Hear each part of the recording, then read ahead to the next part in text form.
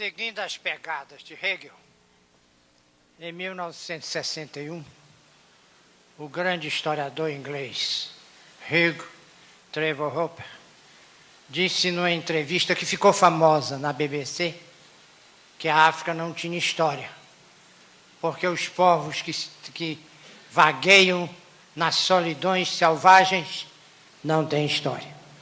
Eu me senti insultado pessoalmente, por um motivo simples, é que embora eu estudasse a África desde 1948, desde 1956 eu estava dedicado ao estudo da África. E neste mesmo ano em que Trevor Hopper fez a sua declaração, saiu o primeiro número na Inglaterra do Journal of African History, que foi a primeira revista científica dedicada exclusivamente ao estudo da história africana.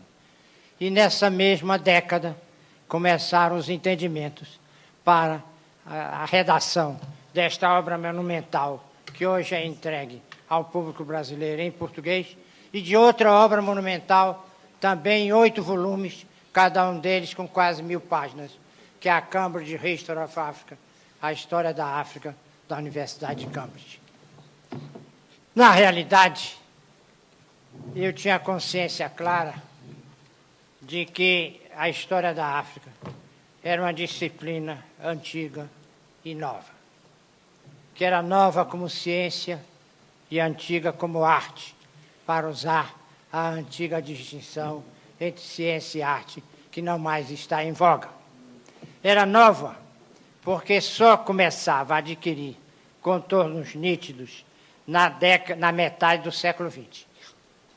Só depois da Segunda Guerra Mundial, ela começou a desentranhar-se dos livros de viagens e dos livros sobre mundos diferentes, do tipo do Surrad Alard, livro sobre imagens na terra, de Al-Masalik ao Al-Mamalik, sobre rotas e reinos dos árabes, e dos roteiros e viagens dos portugueses e italianos, como Esmeraldo de Cito Orbes e Duarte Pacheco Pereira, e as crônicas de descobrimento e conquista, como as décadas de João de Barros e a verdadeira informação das terras do Preste João da Índia, do padre Francisco Álvares.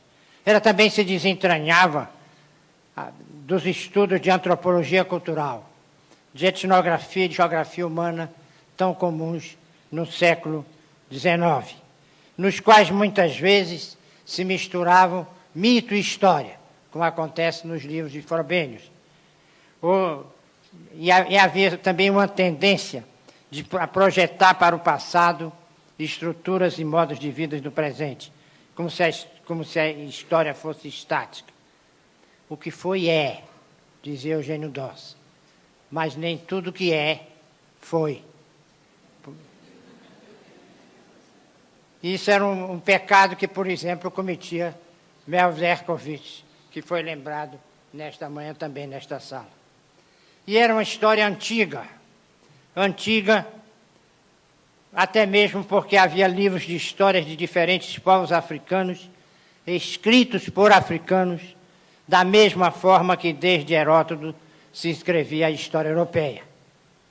Livros escritos em árabe, livros escritos em Gezi, que é a língua dos etíopes, livros escritos em Aljamia, que é o alfabeto árabe, digamos assim, são caracteres árabes que se adaptam às línguas locais. Por exemplo, você tem um livro em Hausa que é escrito com caracteres árabes, escrito, portanto, em Aljamia.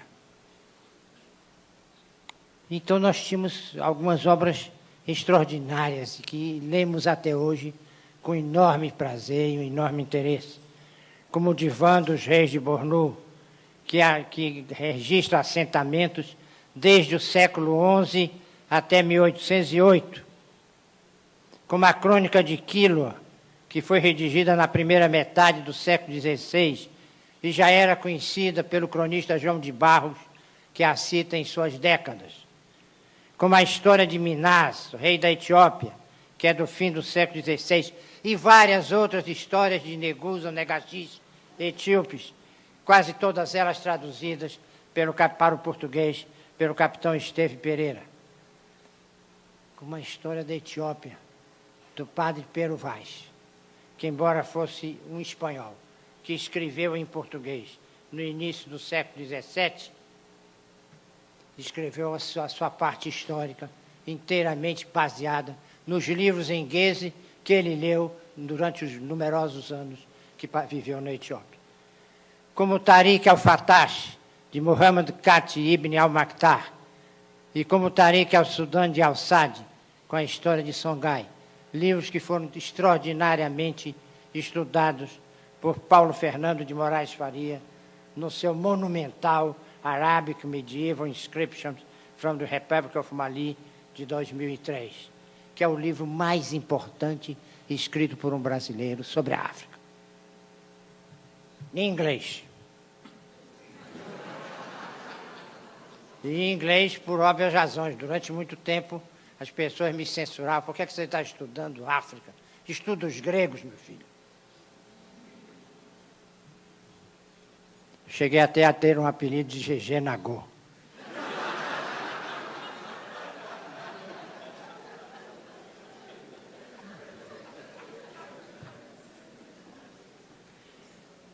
Como a Crônica de Cano, a Crônica de Katsina e tantas outras recolhidas por Palmer em 1928 nas suas Sudanese Memory, como a Crônica de Lamu, a Crônica de Patti, que são do fim do século XIX, talvez do início do século XX, mas que reúnem tradições locais que passaram de gerações para gerações. E uma série de histórias locais. Porque no início do século XX, criou-se a moda na África de cada grupo escrever a sua história local. Então tem a história de Lagos, tem a história de Ijexá, tem a história das várias cidades, dos vários reinos e cidades, que foram escritos por pessoas locais, que procuravam em caracteres latinos ou em caracteres arábicos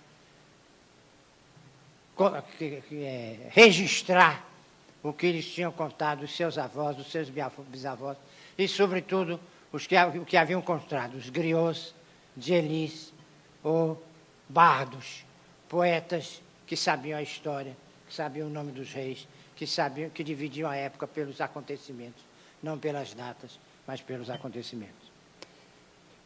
E é desta época, por exemplo, a Short History of Benin, uma curta história do Benin, de Jacoya Garefba, em que ele registrou com uma precisão extraordinária e com uma enorme desenvoltura a história do reino do Benin, desde a sua mitológica fundação até os dias em que ele coube ali viver. Alguém dirá, e aqui já se disse na manhã de hoje, que o grande problema da história da África é a escassez e precariedade das fontes. Eu acho o contrário. Eu acho que é o excesso de fontes que nos perturba. É fonte demais, e não só a fonte escrita, local, como daqueles que visitaram esses países, sobretudo no século XVI, no século XVIII e no século XIX, e que sabiam ver. Sabiam ver e sabiam desenhar. Aqui a professora hoje reclamou que ela não sabia desenhar, mas disse que era vital saber desenhar para preencher determinadas carências. Eles sabiam desenhar. E desenhavam tão bem que, quando chegavam na Europa, esses desenhos eram facilmente transformados em gravuras em metal. Muitas vezes eles eram preconceituosos, quase sempre eram preconceituosos, sempre eram preconceituosos. Nós todos somos preconceituosos. Mas o que acontece é o seguinte, nós os temos que ler de cabeça para baixo, de trás para diante, do avesso para o real. Nós temos que mudar muitas vezes a camisa para o avesso para saber como é a sua costura e como é realmente a estamparia que nela foi posta. E se fala também de uma certa precariedade nas tradições orais, porque elas são reinventadas todos os tempos. E aí que entrou muito voga um livro do Eric Hobsbawm e do Terence Ranger sobre a reinvenção da tradição. Eu desconfio que este livro foi sugerido pelo Terence Ranger, porque o Terence Ranger era africanista, era estudioso da história da África, e sabia como na história da África, cada dinastia muda a história em benefício dessa dinastia. Mas se isso ocorria na África, será que isso não ocorre na nossa história da Europa, da América, baseada em documentos? Será que cada geração de historiador não lê de maneira diferente os documentos que ele compulsa?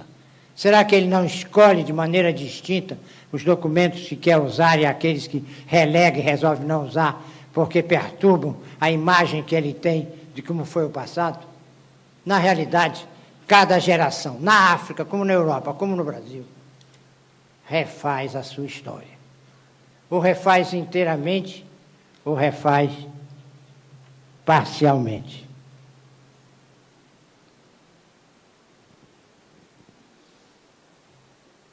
Então, dizemos assim, mas essas tradições servem a propósitos políticos. Servem. Mas registram políticas que foram afetadas por esses propósitos políticos. Se nós soubermos ouvir essas tradições com atenção, nós seremos capazes de compor nela o que é passado e, sobretudo, adivinhar nela o que nós queremos que seja passado.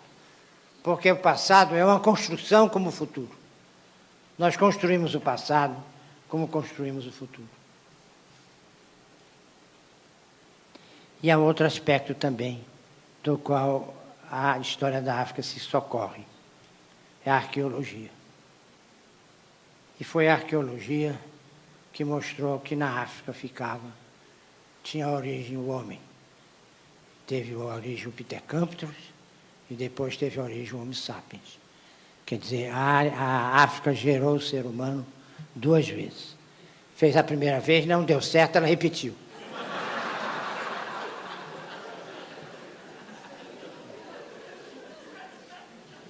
Eu não estou convencido que deu certo.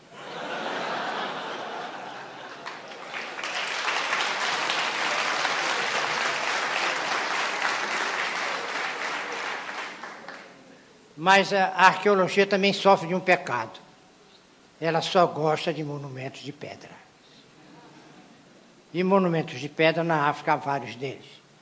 Os restos de Cumbi Salé, que talvez tenha sido uma das capitais do reino de Gana, os amuralhados de Zimbabue, que até hoje nos espantam pela precisão com que foi cortada a pedra, as muralhas de Kano, as numerosas cidades da Azânia, desencavadas pela arqueologia nos últimos 30 anos. Então, Azânia, eu sou meio grego, deixei de estudar grego, mas continuei meio grego. A Azânia é a África Índica, é a África Oriental. Era o nome que os gregos davam a esta parte da África. E também as obras de arte de grandes reinos, como Ifé, como Benin. Os grandes túmulos, como os túmulos da Núbia, dos Balantas na Núbia, do Grupo X na Núbia.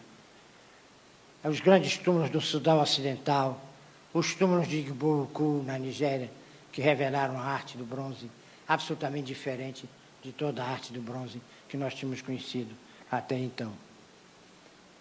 Mas a arqueologia pouco preserva da construção de sopapo, da construção de madeira, da construção em terra.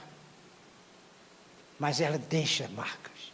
Ao simples fincar, o simples fincar de uma haste no chão pode ser recoberta por cinzas de um vulcão ou por debris de ocupação humana e mais tarde revelar como se formava, como estava disposta uma aldeia. Então, essa área que dificilmente é recuperada do passado africano, a arqueologia pouco pode nos ajudar. Como também pouco pode nos ajudar as lembranças, as memórias daqueles microestados, daquelas comunidades com poder compartilhado pelos mais velhos e das cidades de Sopapo e Palha. Virginia Woolf, a grande romancista inglesa, escreveu um artigo extraordinário em que ela diz a biografia das pessoas sem importância. E ela mostra que a boa parte da biografia vitoriana era a biografia de grandes heróis, de grandes personalidades, de grandes missionários, de grandes santos, todas calcadas um pouco no Carlyle. E ela diz, há uma biografia que precisa ser escrita. É a biografia da dona de casa, que cuida das suas crianças, que prepara a comida para o marido. É a biografia do sapateiro que arruma a sola do sapato das pessoas. Quer dizer, são biografias que precisam ser escritas e que começaram a ser, desde então, a ser escritas. Então, também há uma história desses povos que, digamos assim, deixaram menores marcas de sua passagem do que a importância que eles tiveram nesta passagem. E nós temos de imaginar como eles eram, porque parte do que eles eram continua em nós, naquilo que nós somos. De maneira que é uma história que está entranhada em nós, que corre em nosso sangue, que corre em nossas veias. E, em última análise, o nosso objetivo a fazer história é este, é descobrir o homem que se foi e que ainda fala ao nosso ouvido. Obrigado.